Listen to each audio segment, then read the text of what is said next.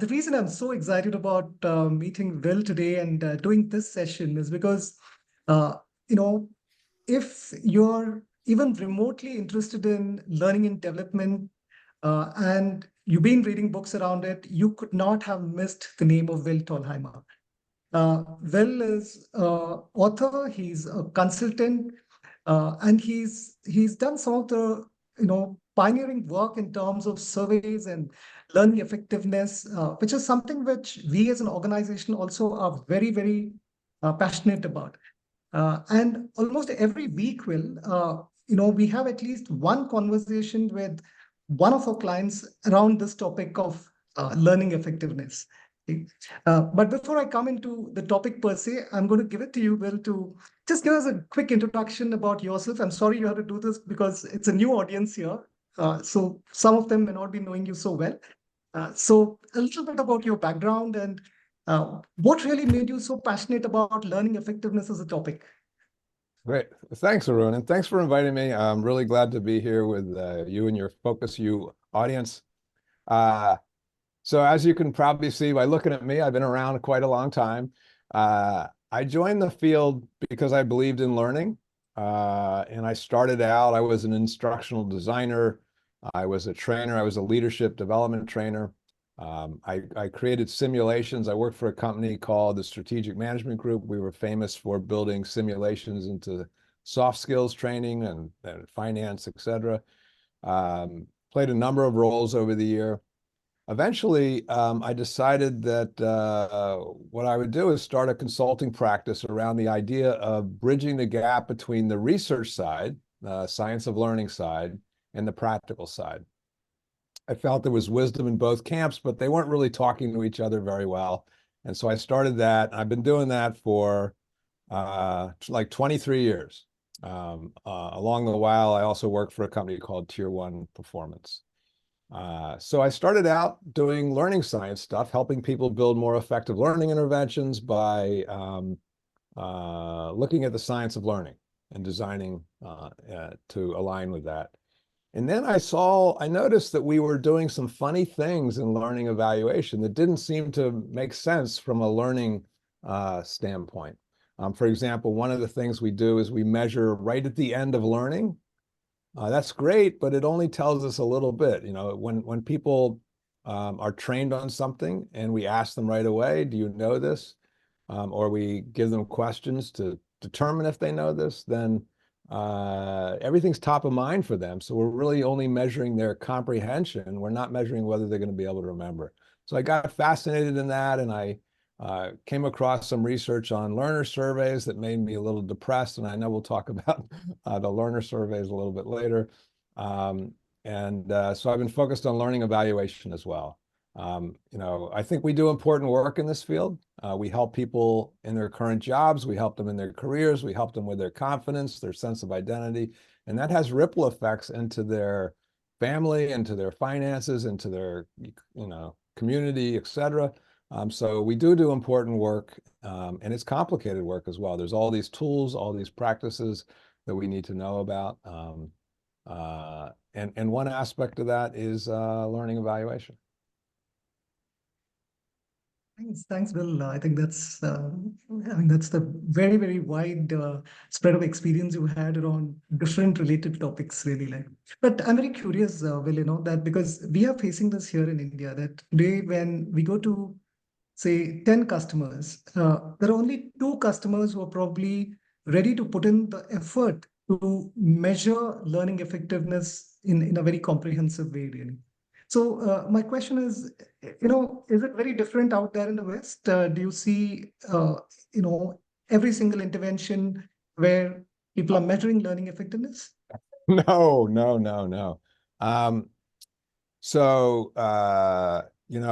I was involved in a survey, a global survey of the learning and development industry. And one of the questions we asked was, are you able to do the learning measurement that you want to do? Is your learning team able to do the learning measurement it wants to do?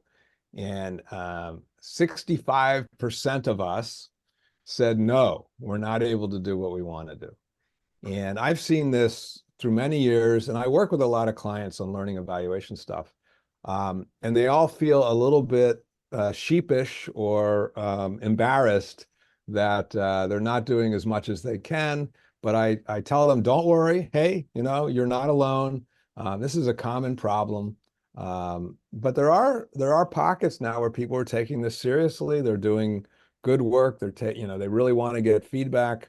It's this learning evaluation is important. One of the things I like to talk about in my workshops is that there's 3 reasons that we might measure learning.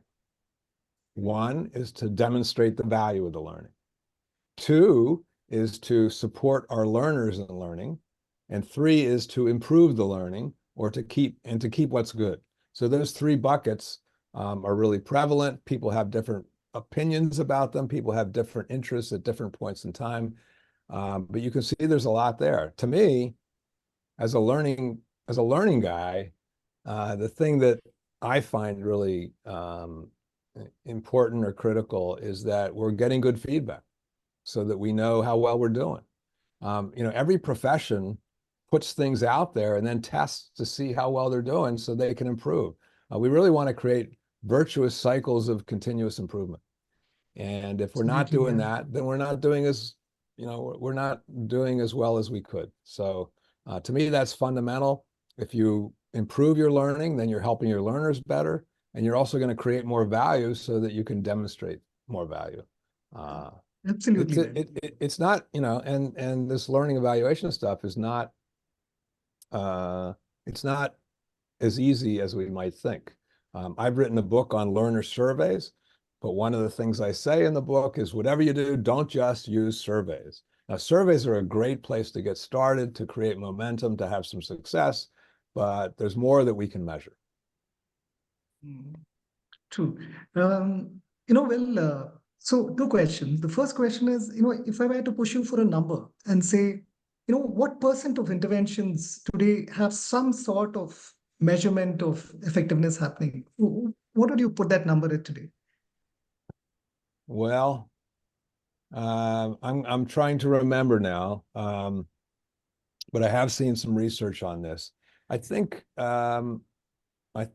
like about 70 to 80% of people survey in their learning, survey their courses. I think maybe and measure attendance as well. Now, attendance doesn't count for much, and completion rates don't count for much, but that's a big measure people use. When you get to things like measuring whether people have knowledge, it drops to like 30%, 40%. And the same thing with decision making and task competence. When you get to things like behavior change or organizational results, it's also at a fairly low level, 20, 30, 40%. Okay. So, well, that really takes me to, the models of measuring learning effectiveness, really. And, by and large, whenever learning effectiveness is spoken about, I think the Kirkpatrick model, is one that always is kind of quoted upfront by people. But I've read that, you've written about it, that Kirkpatrick model, sometimes it sends some very problematic stealth messages. Can you just expand on that a bit? Sure. So let's just start out by saying all models are flawed. There's no perfect model. The Kirkpatrick model has been around since the 1950s. And by the way, you might hear me call it the Kirkpatrick-Cassell model. And more people are picking that up because it turns out that Raymond Cassell, who was a famous IO psychologist, was actually the creator of the 4-level idea.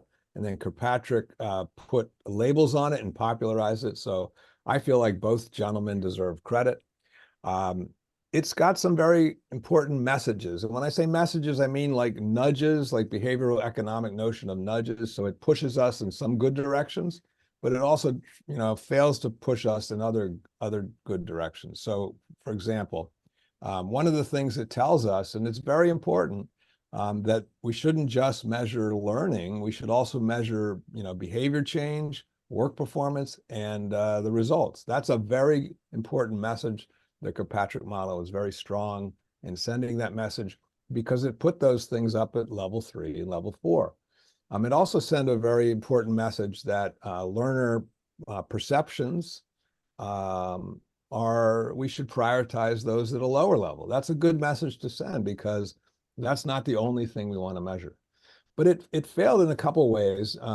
Number one, it did not discourage. And by the way, I should back up and say a good model should not only push us in thinking good thoughts and positive things, what we should do, but it also should discourage us from doing things we shouldn't do. So the 4-level model is silent about measuring attendance or measuring learner activity. And those things are fine to measure, but we should not validate our learning based on the number of learners that have gone through or completed, because people may attend something, they may participate, but they might not learn, or they might learn the wrong thing. So that's not good enough. Another problem with the 4-level model is that it's silent on the distinction between understanding and remembering. If we create learning and people comprehend things correctly, but they forget the information they learn in 3 days or a week, then we have not done as much as we can. And the 4-level model is silent on that. The big issue, however, with the Kirkpatrick itself 4-level model is that it puts learning all in one bucket, level 2 learning. Well, we can measure learning in many ways. We can measure the regurgitation of trivia, or the recall or recognition of meaningless information, or meaningful information, or decision-making competence, or task competence, or skills. Now, that's a wide continuum from trivia to skills, right? And what we tend to do is, oh, we need a level 2. Let's do a knowledge check. And we know that knowledge is not enough to signify or enable performance, because you could know something but not be able to know how to do it, or not be able to overcome obstacles, etc.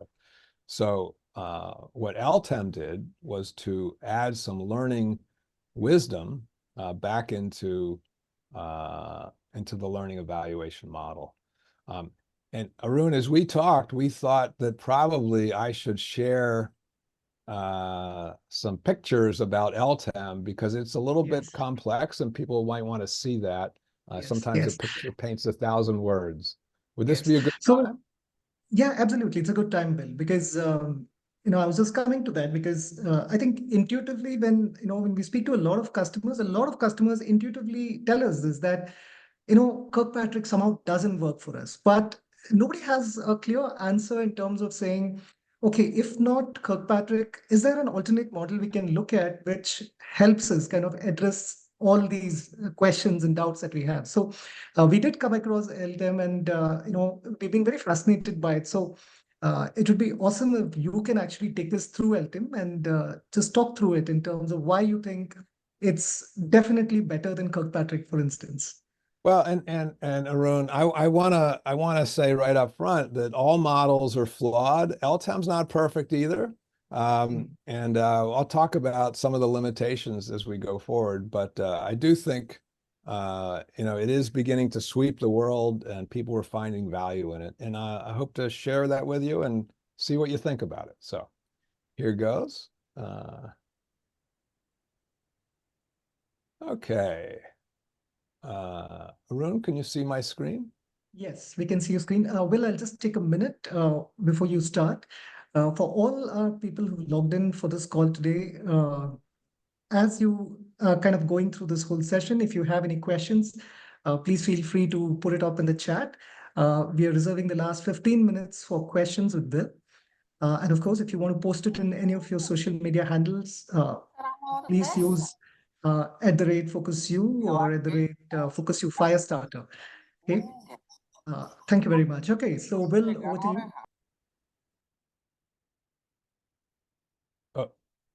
Oh, sorry, Arun. I think I think I muted you. Sorry about that. All right. I tried to mute somebody else, so I thought I heard some background information. Okay, so this is a introduction to LTEM. I'm going to take you through it in some depth, but of course there's more to it than I can show you. And just there's a little shout out to Focus U there. So LTEM is a one-page framework, and there's a 34-page report that goes into it. It was published originally in 2018. It was published in version 11. It went through 11 iterations. I tried to improve it. I got feedback from learning experts like Julie Dirksen and Clark Quinn, by learning evaluation experts like Rob Brinkerhoff, Ingrid Guerra-Lopez, and a lot of really smart learning practitioners. LTEM has 8 tiers. I'm showing you LTEM without the words for a second to show you the sort of organizing principles. The red signifies this is not good enough, yellow is mediocre, and the green is the good stuff.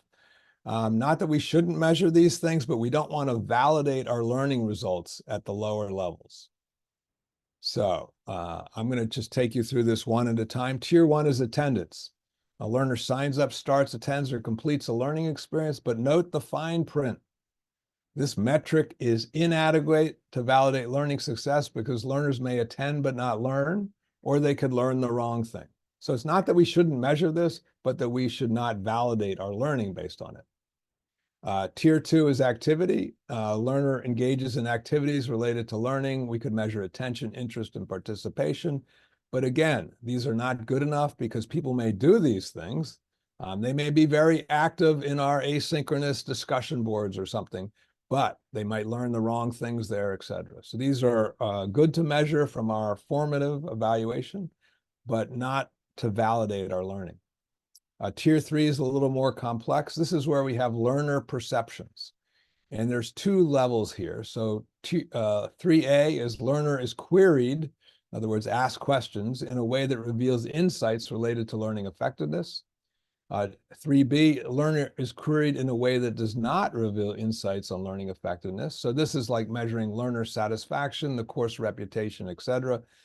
In terms of learner surveys, which is the most common way that we measure learner perceptions, this is where we'd have traditional smile sheets, and this would be our performance-focused learner surveys.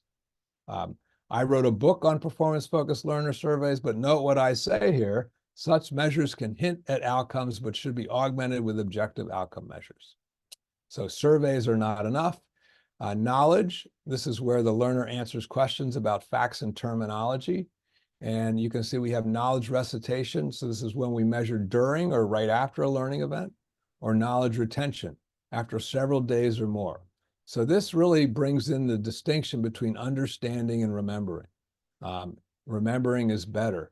But you'll note here, knowledge is not good enough. Usually these are inadequate because knowing or remembering terminology does not fully enable performance.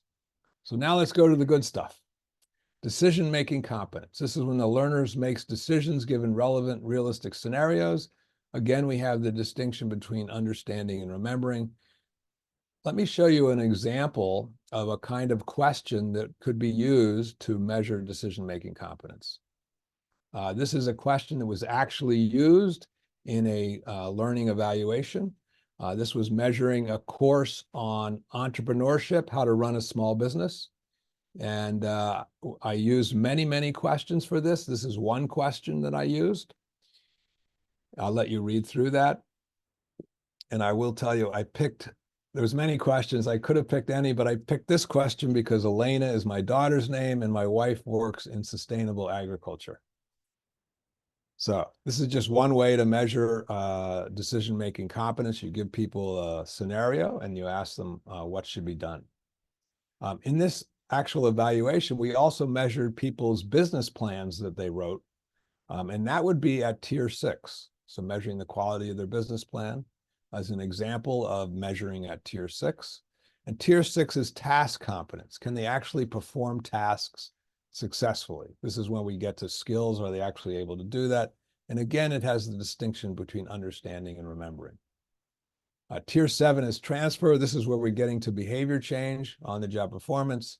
You'll note there's assisted transfer and full transfer. So assisted is when the person can't do it by themselves, and full transfer is when they can. And then and let's just be clear here, this transfer means when learner uses what was learned to perform work tasks successfully, as clearly demonstrated through objective measures. And then tier 8 is the effects of transfer. And one of the things that LTEM suggests is that we should not just look at business results, but we should look at, or we can look at, we don't need to do all these things all the time, but we could look at the effect on learners, on their careers, on coworkers, family, friends, the organization, the community, the society, and the environments. Again, too often in the past, we have just looked at one group of stakeholders, the business, but we could expand that if we wanted. Just to give you an example of the kind of things we measure at tier 8, there's thousands of things we could measure. These are just a bunch of examples.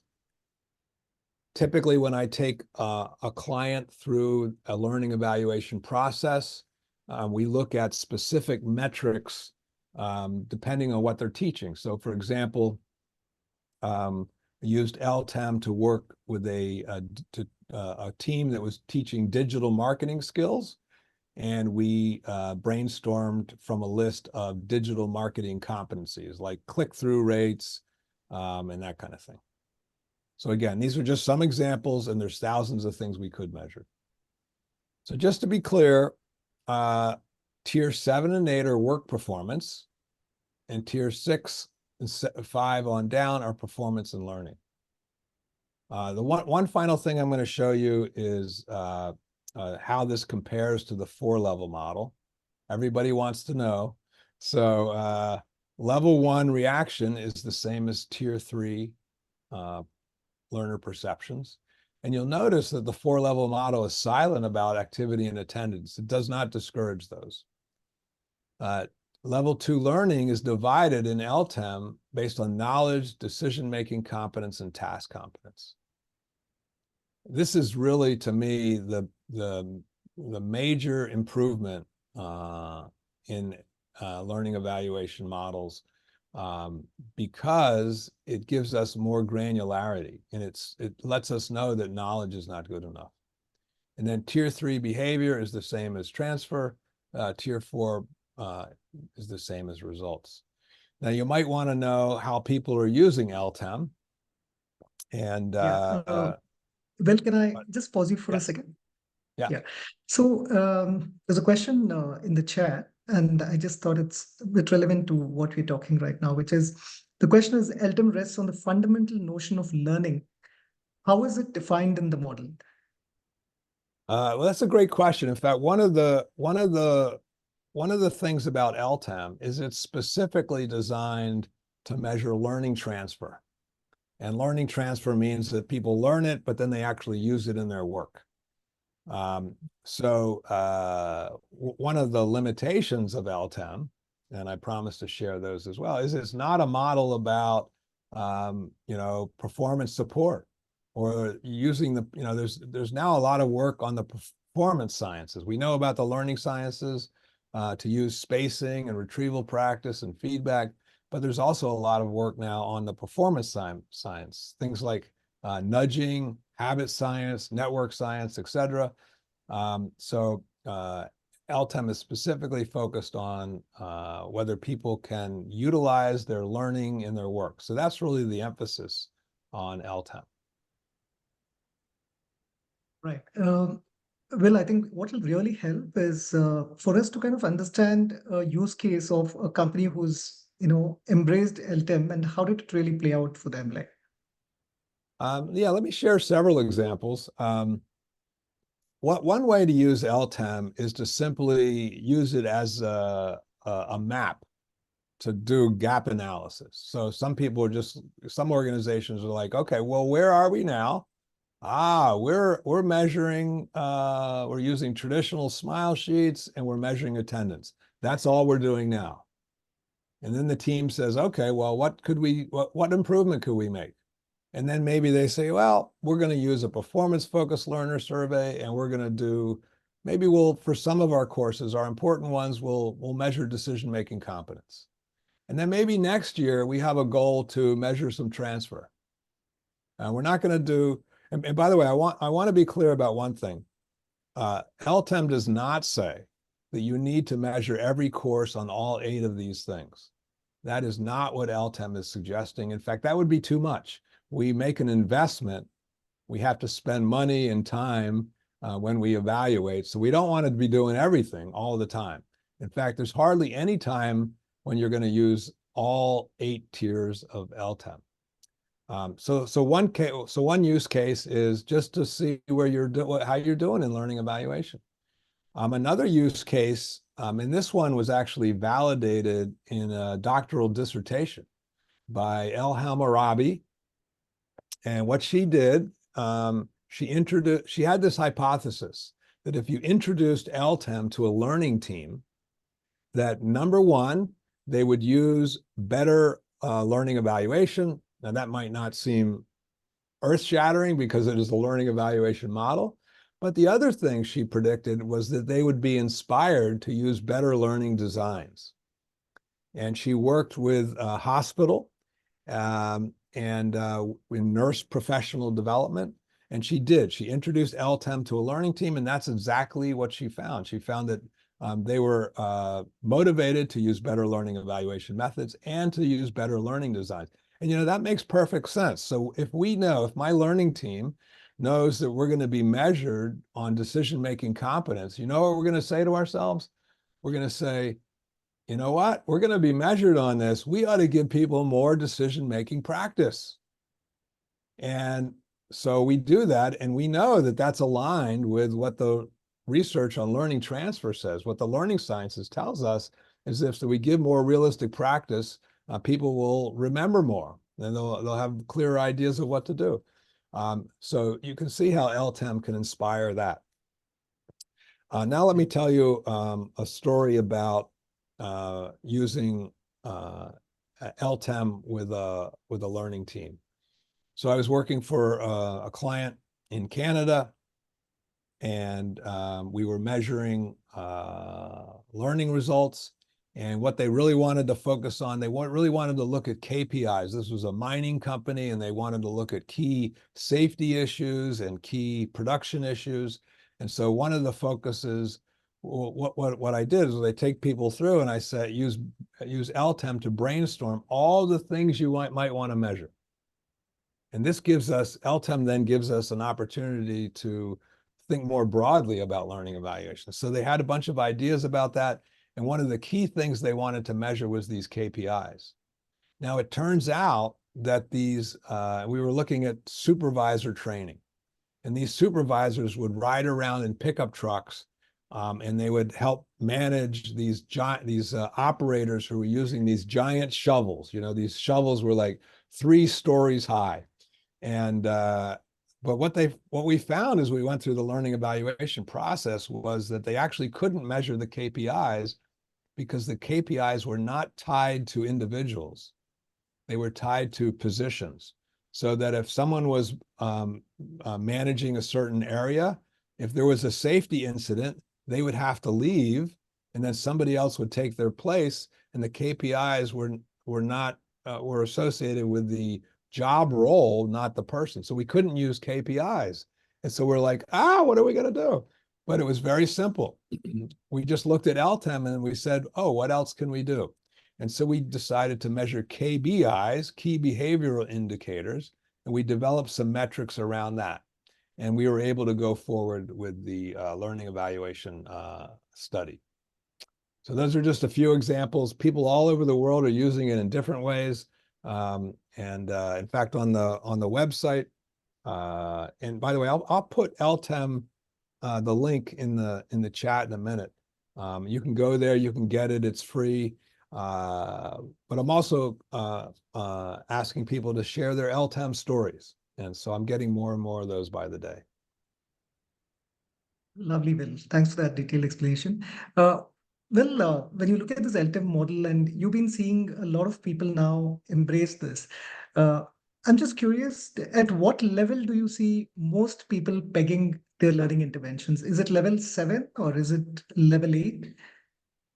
No, people are still working up. Traditionally, we're doing a lot of this. and a lot of this. And now people are going, oh, we need to do more of this, this, and this. Okay. One of the things to be clear about is when you get to measuring level tier 7 and 8, there's a big substantial cost to those things in terms of both resources and time.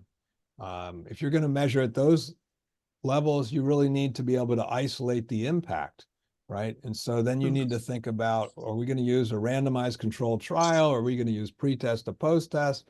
Are we going to use time series analysis? What are we going to do to measure so that we know that it's actually the training that made a difference, not the the economy or change of management or something like that. Very true. Yeah. And while we are on learning transfer, Will, I have two questions on that. One is, when you see companies do that, there's a question that's also come in the chat. Typically, what's a good time frame after which learning transfer should really be measured? Well, so generally, you want to do it at least a few weeks after the learning event so that people have time to begin using it. There is one, sometimes we think that, well, we should wait, 6 months to measure. Well, the problem with that is that sometimes the results fade away. People don't begin using, if people don't use things right away, they tend not to use them. So we're unlikely to see results. I kind of like to measure at multiple time points because then we can see how people are ramping up. We can also do mid-course corrections. So if we see that, let's say we have a coaching course for salespeople, for sales managers, and we measure a month later and we find that the results are good, but maybe not as good as we expected, we can go in and investigate and see what more we could do. So it's good sometimes to do that mid-course corrections. Right. Well, my second question, again on transfer, is this, which is, in Focus U, for example, we're bringing in a lot of focus to use the 6D model while doing our learning interventions. And I see a lot of similarity, which I see where LTEM and 6D can go hand in hand. Because when you kind of decide where is it that you want to peg an intervention, then all the other steps of that 6D model seem to fit in much more easily. So any comments on that? Yeah, I mean, and I know the 6D guys. Roy Pollack's a good friend of mine, and he and I actually taught a course once on learning measurement. One of the things that LTEM can enable you to do is to think about the results. In the 6Ds workshops, in person workshops, I've attended one, and they used to bring like a race car finishing flag, the checkered flag that signifies the end of the race. And sort of, you can do that with LTEM, right? Our ultimate goal is the effects of transfer. If that's what we want there, what are our goals for actual transfer? How would we then look at task competence? How would we look at decision-making competence? What knowledge do we have? How do we want to ask our learners questions about their learning? So yeah, absolutely, they can be aligned very clearly. Very nice, interesting. Well, I'm just going to pause here for a minute, and for the audience who's listening into this chat, please feel free to put in your questions on the chat. And we have logged in around 15 minutes towards the end, where I think we're going to take all the questions. And of course, if you want to put it on social media, please use @FocusU Firestarter and tag us on that. I think we'll be happy to spread this message of LTEM and learning effectiveness to a larger audience. Yeah. All right. I'm going to change tack a little bit, Will. Just coming back to our experience here in India, where when we talk about learning effectiveness and about measuring learning per se as such, one of the things we frequently hear sometimes is about saying, our learners are so busy that we don't have time for that. So at the best, what a lot of organizations are managing to do is that survey which you do right after the workshop is done. Yeah. Now, I know it has its limitations over there, but I also saw that in the LTEM model, you have kind of divided it into two and said that there is something called a performance focused learning survey, and I believe the book which you wrote, which right now is in its second edition, is really around performance focused surveys.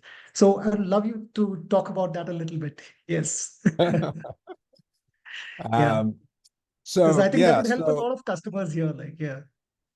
so I once came across this research. It was in a meta-analysis, which is a scientific study of many other scientific studies that showed that our traditional smile sheets were virtually uncorrelated with learning results. The correlation was 0.09, and what statisticians tell us is anything below 0.30 is a weak correlation. Later, I came across another meta-analysis that showed the same thing, 0.09. Together, those meta-analyses covered 150 scientific studies. So when I saw those, my first thought was, oh my gosh, we should stop using our smile sheets, our happy sheets. We should not do those anymore. I mean, by the way, that term, smile sheets, happy sheets, there's many different terms for them, reaction forms, level ones. Those are basically the learner surveys that you give to learners after the learning event. So I thought, well, we shouldn't use them, maybe. And then I realized, wait a minute. We've been doing this for decades. It's a tradition. Learners have come to expect this. And it's respectful to ask our learners what they think. So I said to myself, well, can we do a better job? And obviously, I wrote a book on it. I've written it twice now, originally published in 2016, and then last year, 2022, published the second edition. So my answer is yes, we can make them better. And one of the ways we do that is to be more specific in our answer choices. So for example, instead of having people choose between strongly agree and agree, which is sort of a fuzzy kind of distinction, we have people choose between answer choices that are more concrete. So for example, we might ask a question, how able are you to put what you've learned into practice in your work? And people could say, well, it's not relevant to my job, or I'm not really sure where to start. I'm making these up. This is not the actual words, but something like this. I have a good understanding, but I still need some guidance. I have a good understanding. I just want to get some feedback when I try to put it into practice. You can see that those are more concrete, and that helps the learners wrap their heads around the question we're asking. They are more motivated, and then we get better data. Instead of having an average like 4.1, we get real specific. What percentage of people said they were ready? What percentage of people said they were confused, et cetera. Coming back to your, the complaint that we sometimes hear, yeah, we don't want to over survey our learners. We don't want survey fatigue. All of us, if we look deep into our souls, would realize, we don't want to answer a lot of extra surveys either, right? So that's not good. But if we ask better questions of our learners, they're more motivated. They feel like we're getting better data, and they're more willing to do it. We're supporting them in their decision making, and the data we can get is better. Sometimes I do recommend that we don't ask as many questions as we used to. But if we ask better questions, we can get better feedback. One of the things I say is, look, if you ask 20 questions on your learner survey and you have 20 priorities about what to do afterwards, you're not going to do anything. That's too many. If you ask a shorter number of questions and you have, 2 or 3 priorities coming out of there, then you're going to actually be able to put something into practice. You'll be inspired. You'll feel like you can make a difference. And one thing, one sort of creative way to do this is to focus. Okay, this month we're going to focus on people's motivation to apply what they've learned. For the next 3 months, we'll focus on motivation. We'll have a question in about motivation. 3 months after that, we'll take that motivation question out. We'll put a question in about whether people are able to overcome obstacles when they go back and put it in. We'll focus on that, and then the learning team can improve that kind of thing. There's a lot of details in the performance-focused learner surveys. I'm just giving you a taste of it. But people are finding real value in this. And one of the things we found is that learners actually like these new questions much better than the old questions. When I first published the book back in 2016, people said, Will, I don't know if our learners are going to like these questions. They're very different. And my thought, I kept it to myself most of the time, was, do you think they like your current question? But I did my due diligence, and I found two large organizations, global organizations, one a for-profit, one a not-for-profit. And we looked at over 20 different training classes, different types of classes, compliance training, technical training, soft skills training. And we asked the learners whether you like the new questions better or equal to the old type of questions. 80% of the learners said that they like the new questions better than the old questions. 90% like them better or equal to the old questions. I was talking to someone just 2 weeks ago, because in the book, I actually provide a question about the questions to people. They said, oh yeah, we've used that question. I go, well, what response did you get? They said 100% of our learners like the new questions better than the old questions. So it's pretty, the learners tend to like them much better. In fact, I recommend that too. If you're going to roll out new questions, use that question the first few times to get a sense of whether the learners like them or not. Then you'll have evidence, and that will melt any resistance that you might get. So, Will, what I hear you saying is, if all you can do is, if all the customer has a time for, the learner has a time for, is surveys, then at least improve the quality of your questions, right? That's what you're saying. Absolutely, absolutely. In fact, if what I'm going to do, I'm going to share in the chat an example learner survey document. So this is it's like a 25-page document, I think. It has 15 questions in it that you can use. This will give you a real sense. I wasn't able to go into this in as much depth as I want.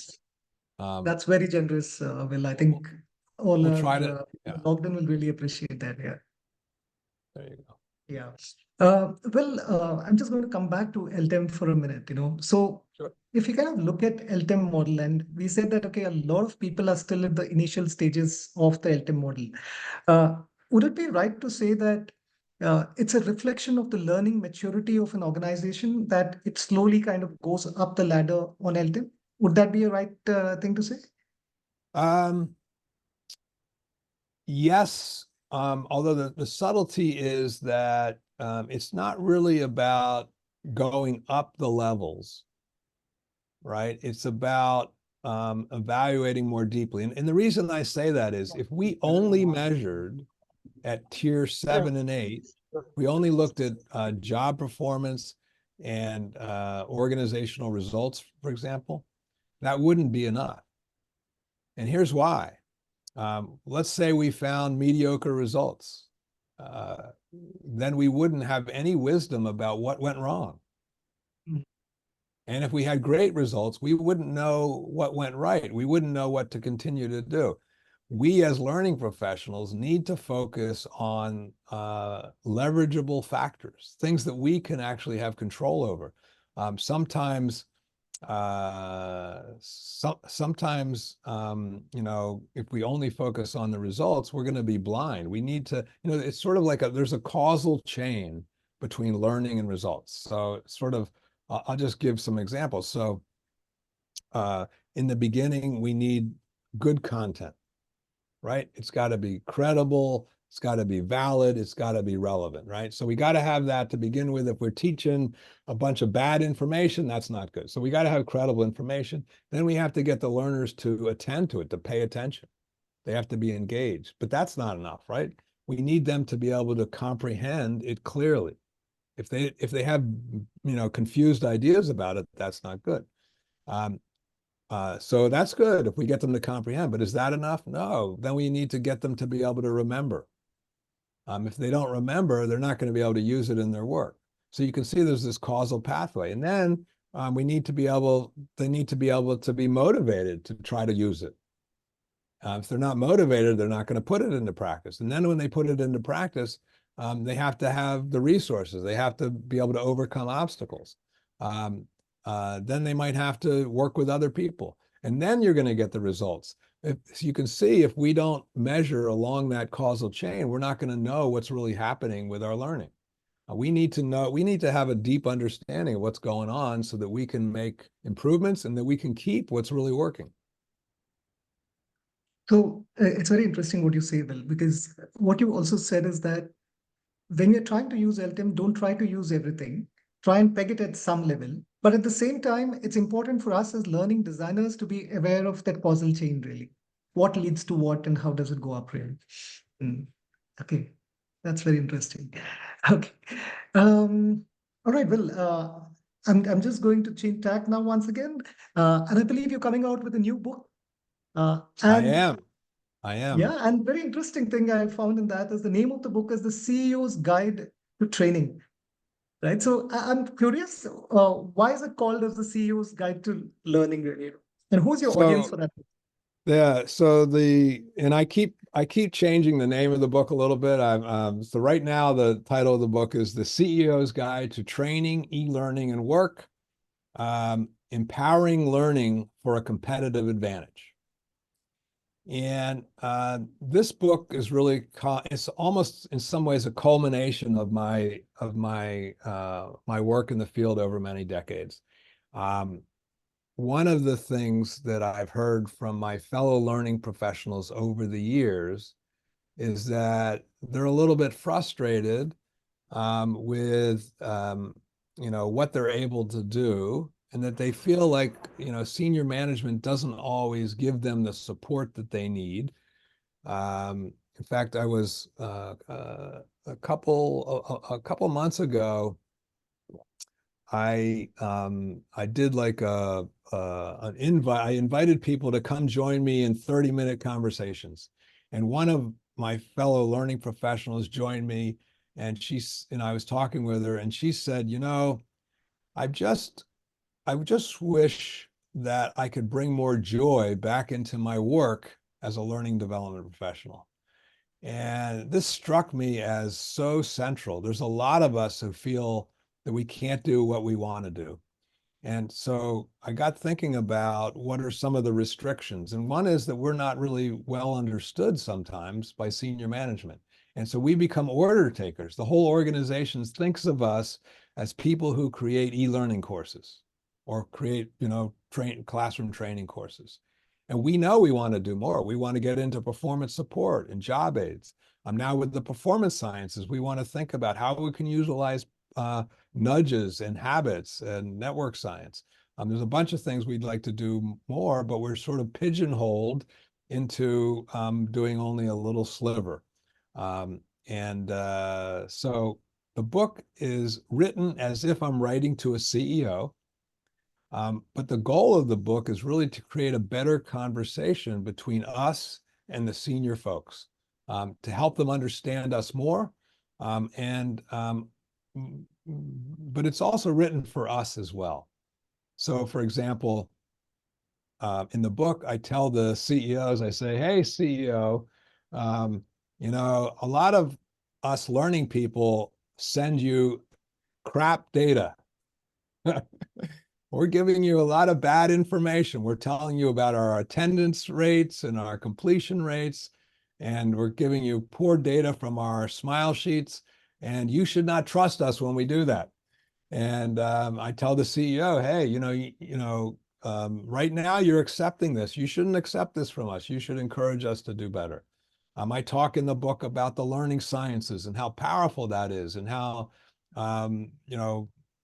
that we as learning professionals need to be supported in this. I talk about how we learning professionals are, it's like the cobbler's children don't have good shoes. We in learning don't get enough learning for ourselves.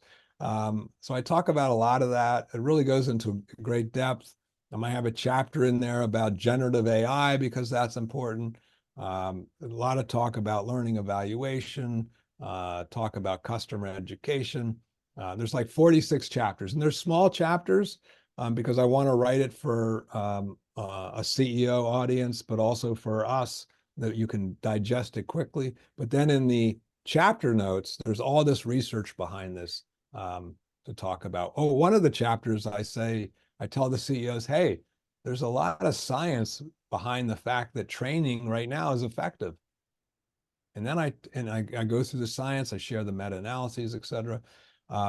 But I also say, hey, there's also a lot of learning science to show, hey, we're not doing as well as we could. We still need to get better at some of these things, and you can help us. So really, the idea is to create open communication, better shared understanding for us as learning professionals of what we might do to help our organizations and help our learners, help our organizations create a competitive advantage, help our learners get more out of learning.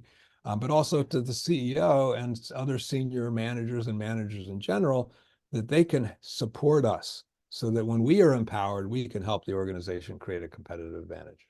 That, true that.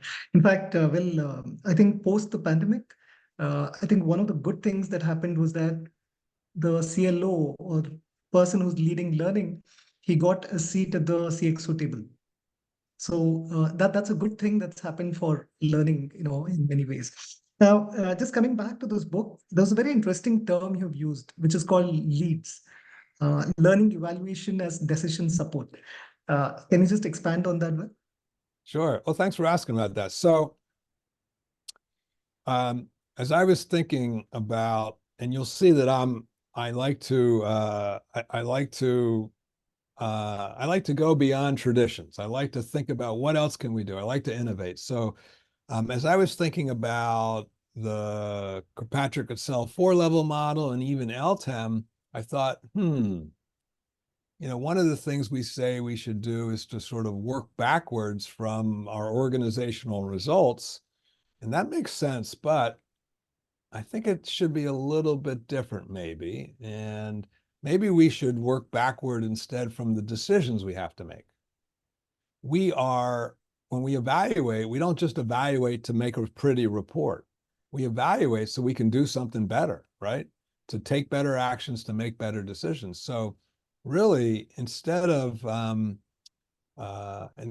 thinking about these models, what about if we thought from decisions first? What decisions we need to make, and then work backwards and think about how should we design an evaluation system to help us make better decisions. So LEADS stands for Learning Evaluation as Decision Support, LEADS, Learning Evaluation as Decision Support. And it's sort of an evolving thing. And in the book, I introduce it. And I'm hoping that people find value in it, and we can take it further. Well, on this particular thing on leads, is it the same as saying that we need to start with a business problem first? Or is there a nuance to it in terms of? No, that's a business problem / opportunity, right? Yeah, Yes. both sides of that. Yeah, absolutely. It's really grounded in, what kind of decisions can we make? I tell a story in the book. I say, hey, how does a person in their work do good work? Well, they focus on what's most important to them.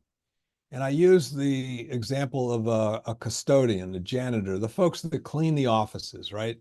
Or clean the production line or whatever.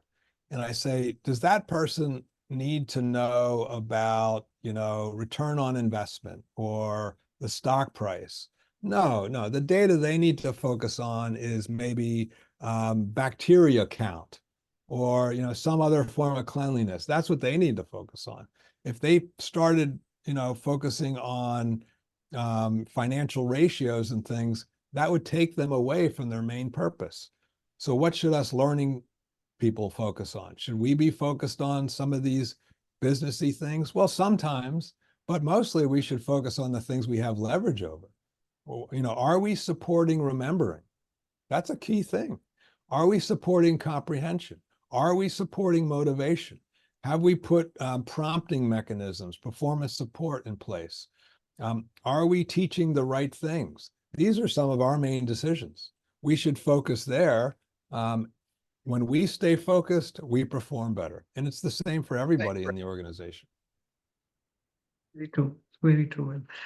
Well, it's been an hour, and it's just time has just flown past, and we hardly realized that the whole time is almost over. Like, so what I'm going to do is I'm going to jump to some of the questions because you might want a little time to expand on some of these questions. Um, I do okay. see, I see Kanika's question here. Uh, okay.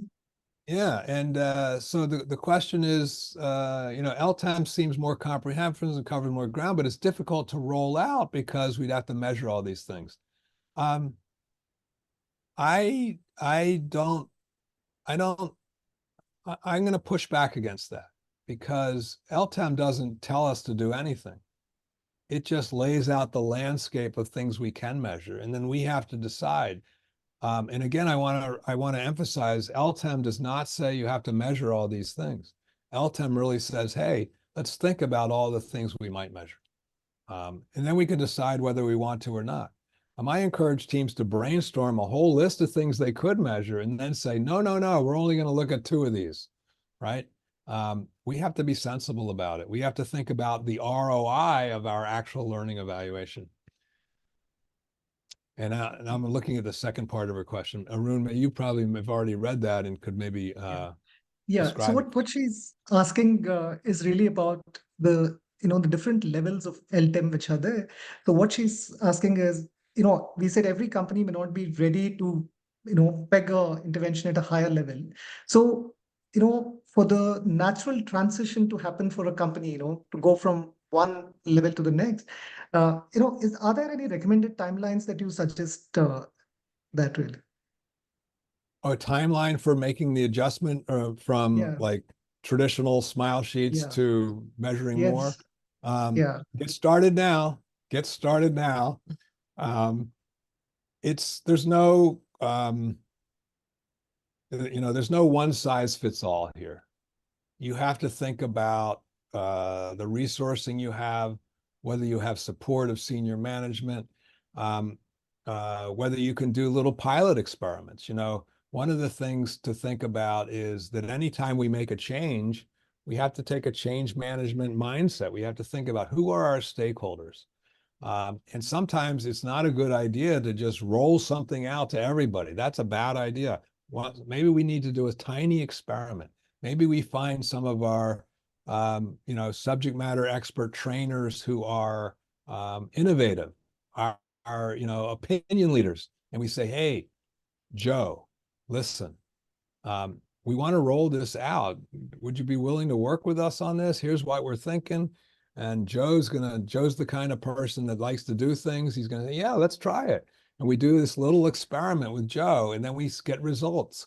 And the results are likely to be positive in some ways. And so then Joe starts talking to everybody and he gives testimony.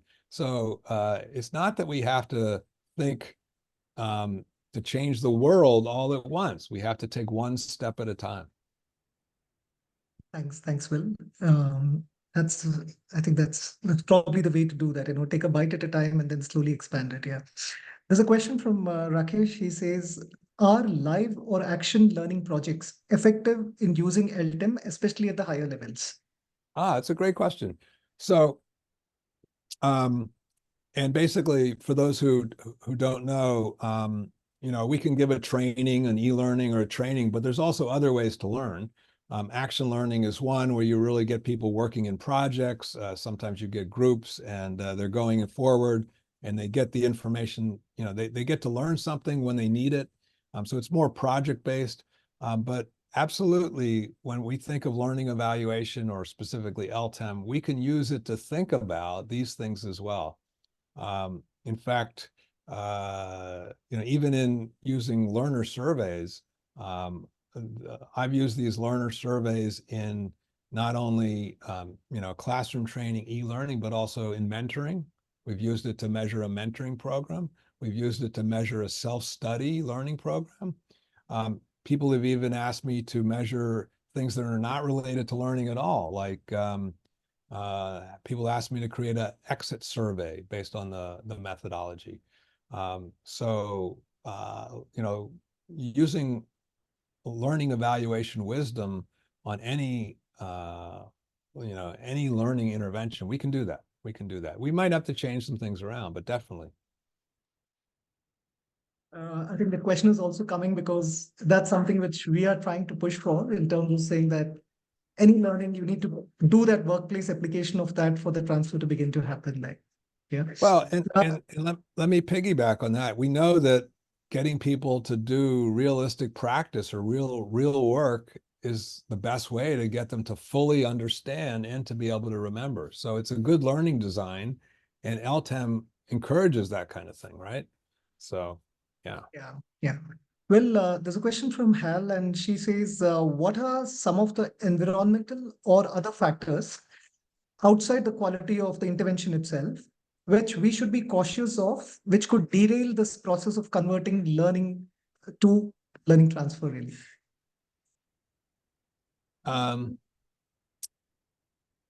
So there's I'm going to interpret the question one way. If I get it wrong, please just ask the question again. Yeah, So there's many things that affect like learning results, right? If I create a training course, I always like to use sales because sales is so clear, right? We want to get more sales. So if I create a training course to help our salespeople use more consultative selling techniques, then we want, better sales results. Well, a zillion things can affect sales, right? What if we come up with a new product and it's selling like hotcakes? Or we come up with a new product and it's a dud in the marketplace. Nobody wants to buy it. Or the economy changes, or there's political upheaval, or, Taylor Swift puts out a new album and everybody's distracted. There's lots of things that could impact this. And so that's one of the keys when we do a learning evaluation study is we have to try to figure out what's the best way to tell whether it's training that made a difference or not. So that's one way to interpret the question. The other way is, hey, what other kind of supports are needed to create good learning interventions? And it's not just the training, right? It's also after training follow through, reinforcement, job aids, management support.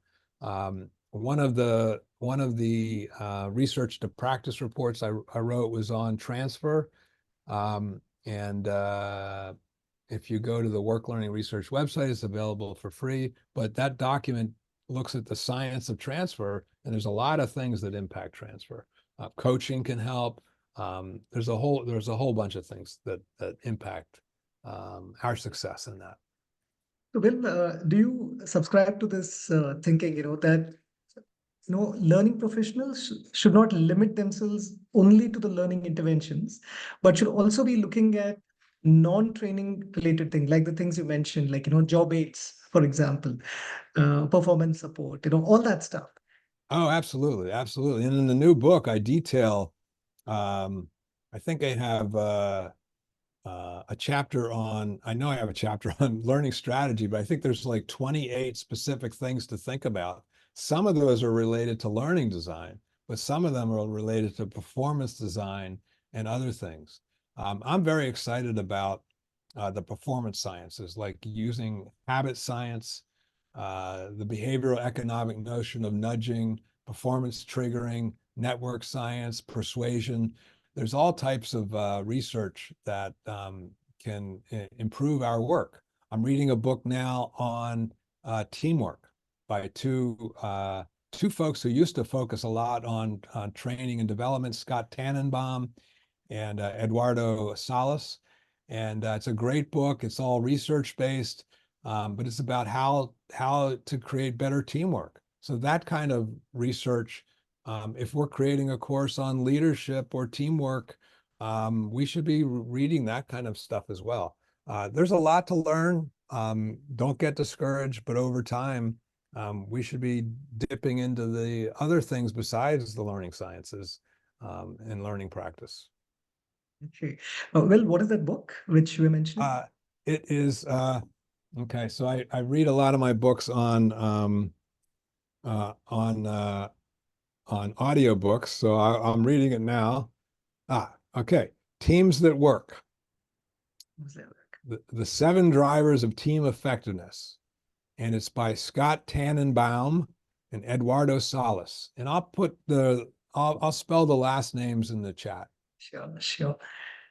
Right. We're coming pretty much to the end of this discussion, Will. There's one question which is the elephant in the room, which has to be answered in today's day and age, which is, there's so much of talk about generative AI and learning technologies. And, sometime back, there was a client who actually asked us that, hey, are you guys worried that L&D might get completely marginalized, with all these new technologies coming and stuff like that.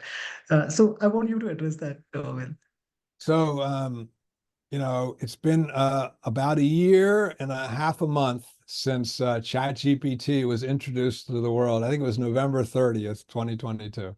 And maybe 29, I forget. But at first I looked at that, I go, yeah, I don't know. I'm not sure. And I'm a skeptic, right? As a researcher, you have to be skeptical. You have to.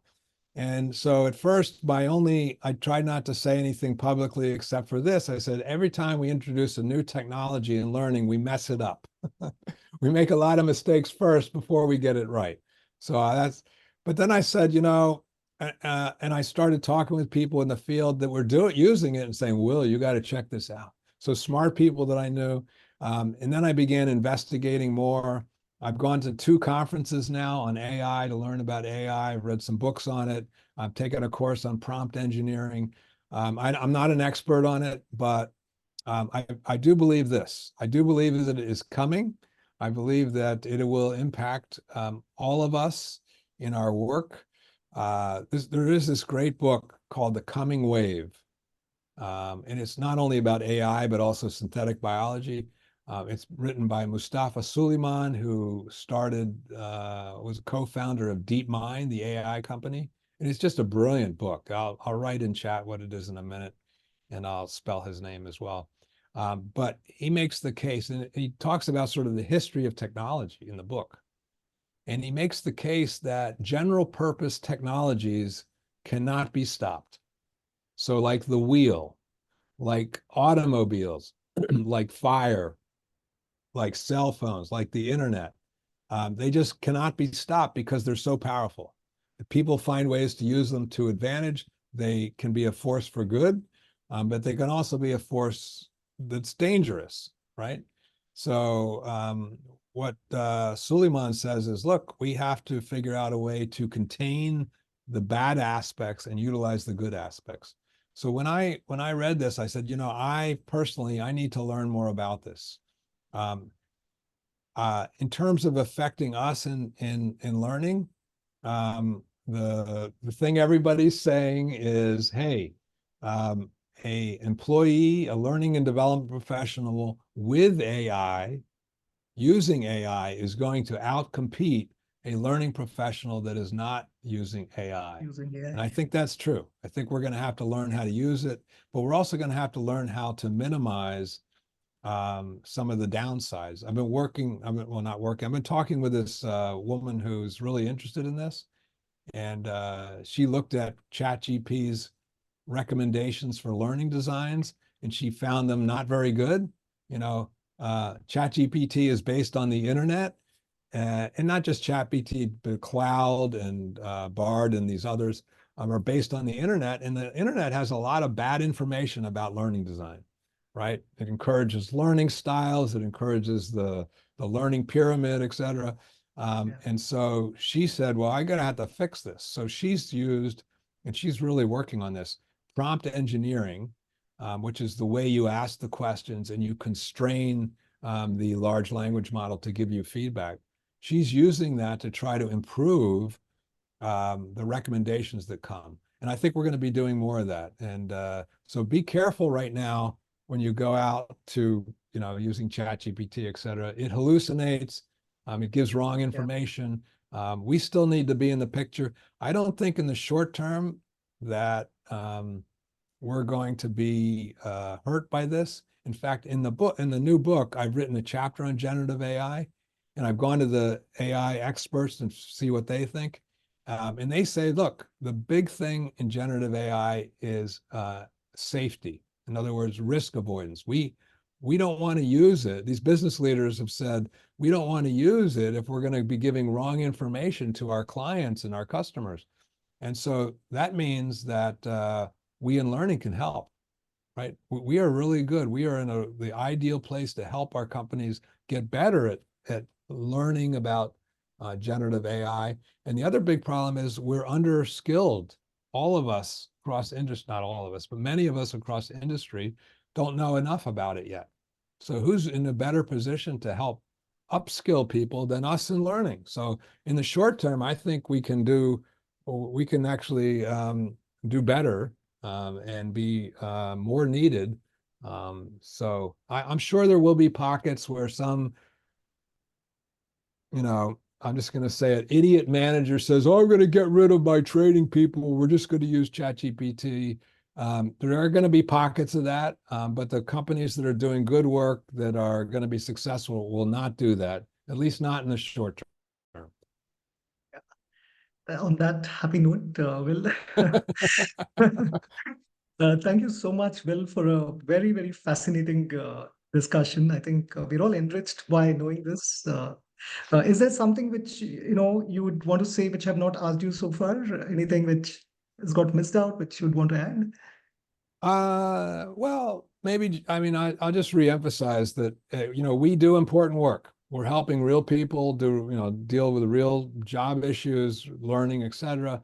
It helps our organizations. We have a lot of complexities. We should not be overwhelmed by these. All we got to do is think about where are we now and what can we get better at? What's the next step? So I just encourage an optimistic mindset. I encourage you to all be open to learning, and one step at a time, we will make things better. Thank you very much, Will. Thanks for a Thanks, Arun. fascinating Thanks. discussion. And I really appreciate that you had to get up at 6:30 in the morning in the cold Boston morning over there to do this session for us. So thank you so much. It's my pleasure. And, now that we've had this discussion, the sun has come out and it's a beautiful day. So Lovely, Will. And we hope to see you soon in India sometime. great. I would love that. In fact, I was talking to my wife and daughter about that. They said, yeah, let's go to India. So be great. We'll find an opportunity for that, Will. Okay. Thanks, Arun, for inviting me. Appreciate it. Thank you so much. Yeah.